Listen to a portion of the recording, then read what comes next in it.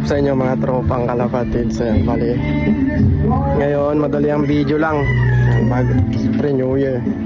Bali papakita ko lang sa inyo yung mga YBs natin. Wait lang, pakita ko lang yung mga YBs natin na na ang gaganda. Ayan sila mga tropa. Ito yung YB natin. Bali ang nanay nito is ito. Nanay dyan. Ito mga tropa yung mga red chick natin. Ang gaganda nila oh. Tsaka ito yung dalawang bluebird na anak ng Taiwan. May pasok ng Vandenbroek Alphaline. Ito yung ibon ng kapatid ko. Ito mga tropa. Ito ba isang YB natin na kapatid ng isang chicken. Ayan. Kita na mga tropa. Wala pa isang ganda. Tapos dito mga tropa, ito yung Taiwan bird natin kasi island born yan mga tropa, kalapatids. Bali yung nanay tatay niyan is top color na Taiwan mga tropa. Ayan, ayun nabili natin sa Nabotas. Tapos dito mga tropa is ito yung good news. Bali ito yung na-cure na natin yung PMB nya, yung baliling mga tropang kalapatids. Ayan, bali yan, nakakulong siya dyan. Binibilad niya natin mga tropa yan. Bali wala na siyang gaanong hindi na gaanong umiikot yung ulo niya mga tropa yan, ganyan na lang. Bali yung ginamot natin dyan is yung tawag dito yung Zonrox tsaka yung mga oregano. Ayan mga tropa kalapatids. Bali pakita ko sa inyo yung mga breeders natin. Ayan.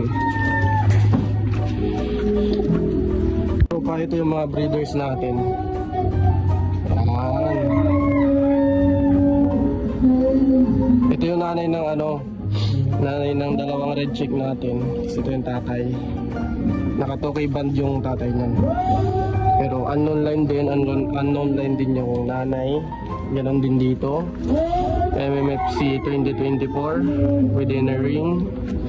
Tapos dito 2024 din.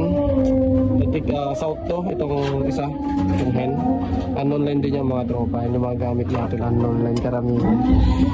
Tapos dito mga tropa meron tayong ano ba to, red chick to o red bar mga tropa. Bali ang tatay nito is yung red chick natin dito. Ayan, bali ang pares niya is Joestone mga tropa. Nabili natin sa tropa ang kalapatid sa taga Malabon. Tapos yung pasok naman noon, yung line naman ng red bar natin is yung unknown line nga, which is yung tatay niya. Tapos ang nanay niya is itong Fujioka natin mga tropa. Ayan, bali yan yung Fujioka natin. May pasok ng Japan. Ayan, maganda. Mayroon siyang YB ngayon mga tropang kalapatids. Bali itong dalawang YB na to ngayon mga tropa is kapatid na niya sa nanay. Tapos yung pares niya naman is producer ng South at North. Bali itong cock na to is nag-produce ng mga lap winner, lap champion sa North at South mga tropang kalapatids. So, maganda itong cock na to kahit matanda na. Tapos dito mga tropang kalapatids, ito bali itong hen natin yan, which is yan yung hen na yan is ang pasok niyan ay Taiwan. May pasok din ng Alphaline. Ang baseline ng Alphaline is yung pure na Vandenbroek mga tropa. Yan, galing kay CJ Bruan. Yan, shoutout sa iyo tropang kalapatids. Tapos dito itong pack natin yung ARPCI na pinatrace natin kung sino may-ari yan mga tropang kalapatids. Pero unknown line pa rin yan. Hindi naman natin alam kung anong line yan mga tropang kalapatids. Tapos meron pa tayo dito itong excess breeder natin. Bali ito yung anak nitong cock na to mga tropang kalapatids. Ito yung anak niya. Bali ang pinares namin sa kanya is yung finisher ng South mga tropang kalapatids. Ang line naman nito is sa pagkakatanda ko, ang line nito is Vandenbroek na nakakross sa Justin. Yan mga tropang kalapatids. Bali may papel itong hen na to. Ayan mga ibis nila mga tropang kalapatids. Nag-iisa lang dahil yung isa is namatay mga tropa. Hindi nakalabas sa itlog. So yun mga tropang kalapatids. Ayan. Ayan yung mga ibon natin. Bali bago matapos yung 2025 mga tropa, meron tayong ibon na dadating mamaya. Binili natin, regalo natin sa sarili natin. Ayan.